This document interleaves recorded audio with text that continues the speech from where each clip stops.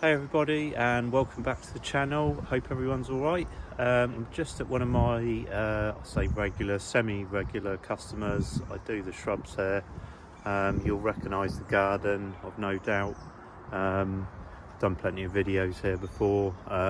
So today I'm just back tidying up. It's the first time I've come back since before Christmas, and there's lots of tidying up and trimming. So I've just been working my way along this border. I wasn't filming it because I have done a video on it before, but then I got to this juniper and everyone loved the last video I did on tidying up a juniper. Some people hate them, some people don't know what to do with them. So this, I was just about to tidy up, and then I thought, oh, I could do a little video and see if everyone loves it as much as the last one. Not quite as extreme as the last one I did, but it is what it is. But it needs a tidy up, so I thought I would just bring you along for the journey.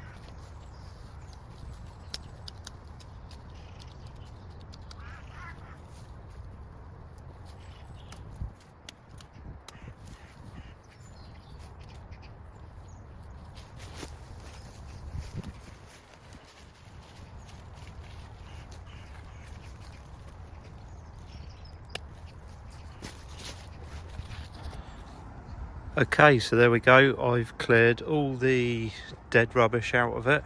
So you can see, so it's opened it up underneath.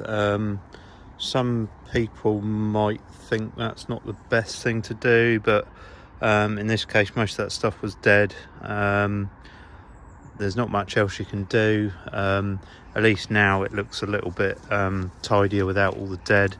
The other thing we can also do, which I was going to show you, is what we call feathering. We can feather a few of these long ones back a little bit. So take some of these, because as you can see, it's coming out over where the lawn's supposed to be along here, and it's creeping out quite a bit. So what we can do is feather some of these back in a bit. So you just take some of the longer ones and just go back in a bit and give it a snip back. This is a good way of doing it without making it look too awful. There we go. And these will just sprout out. So again, we've got another one here. There we go. Another one that's a bit. There we go. Possibly there's a couple of long ones up here up the top, so we can get in there as well. Just snip those back, and then these will reshoot and this growth will take over. Again, there's another quite a long one here poking out, so again we can take it back here. There we go. And there we go. So as long as you don't go back beyond the green growth on it, the green growth into the old wood, then you're okay.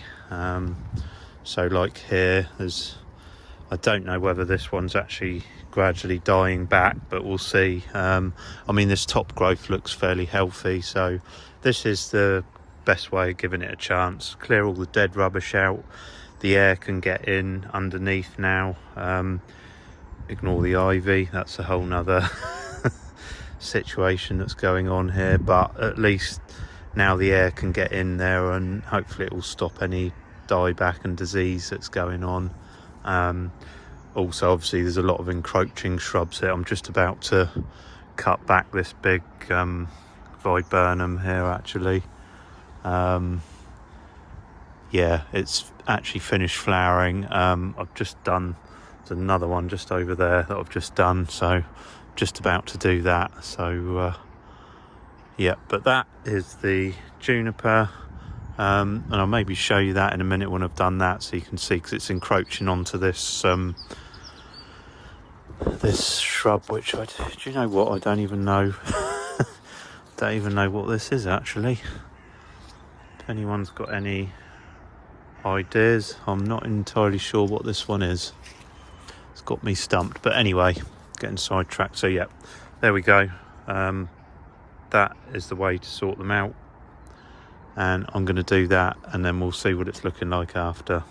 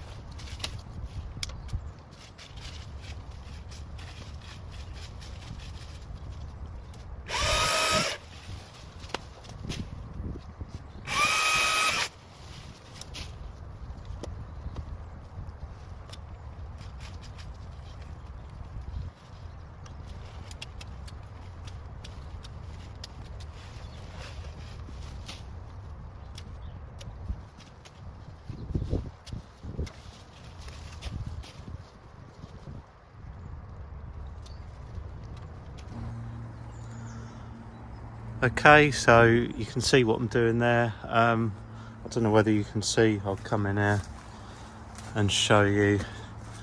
Taking it back quite hard. Now this type of Viburnum doesn't mind at all. You can see actually where I obviously did it a few years ago. I tend to do this every few years to rejuvenate it, and of course they get so big. Look, I mean it's almost double the height of the fence. Plus it's affecting this lovely shrub here as well, which is struggling a bit. So I've taken it right back here, and then I will reduce the top as well, so it'll look pretty bare basically. But that's not much you can do. All the greens on the outside, and the reason I've put on all my gear, other than the fact it's raining a bit, is I think I've explained before, these Viburnums, I think its common name is leather leaf or something, which you can sort of see. Obviously it's got a very tough leathery leaf, but also oh, excuse me, it's the dust from it. So these have this horrible dust, which is really itchy if you get it down your arms and your neck and that, on the leaves. I don't know whether you can really see it on camera, but it's got this horrible dust on the stems as well. Maybe not quite so bad this time of year, but I know before now I've gotten it down my neck and my arms, and then you're itchy for the rest of the day. It's horrible stuff. So I'm gonna do the rest of the top, so it's gonna look pretty bare, but there's not much I can do about that. I don't prune them every year, so because of course you lose a lot of the flower and stuff. Right.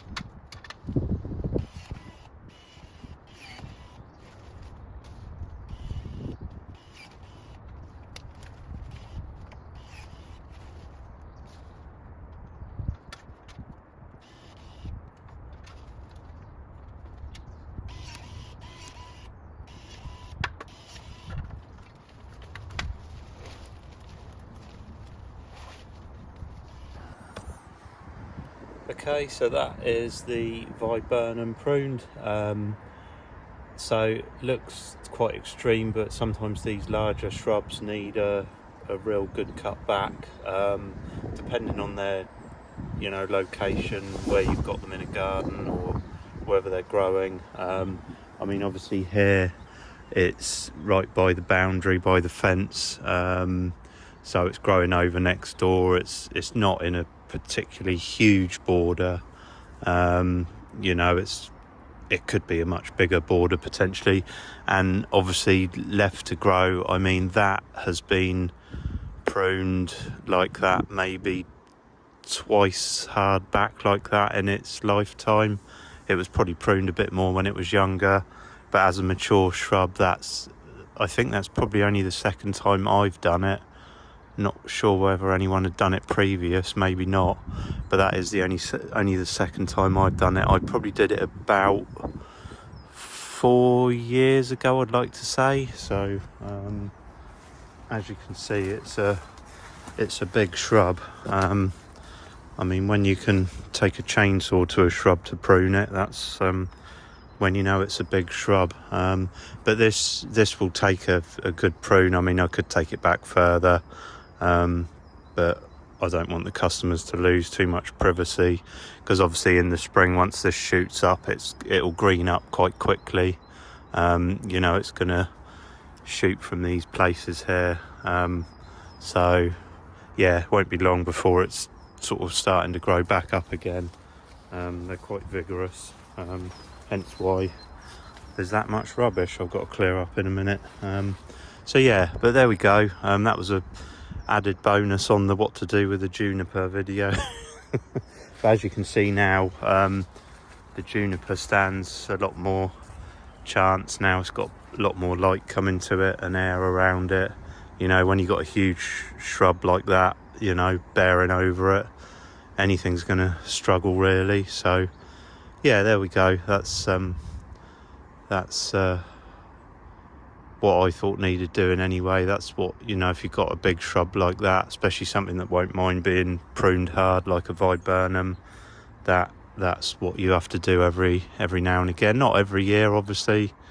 You give it a chance to recover and flower. I mean, this has flowered. You can see there's the remnants of some berries, but it's also got buds on, getting ready. This would have flowered again in the spring, but trouble is sometimes you have to bite the bullet, so to speak, and give it a good chop back. So and there's the other one I did over here. This one's a slightly smaller shrub, this one, and I think I did cut some of the front back, obviously whenever I tidied up this border last. So anyway, I'm sure you don't want to hear me waffling on anymore, so I will leave that there. Thanks for watching, hope that was helpful, and I will catch everyone on the next video. Thanks for watching.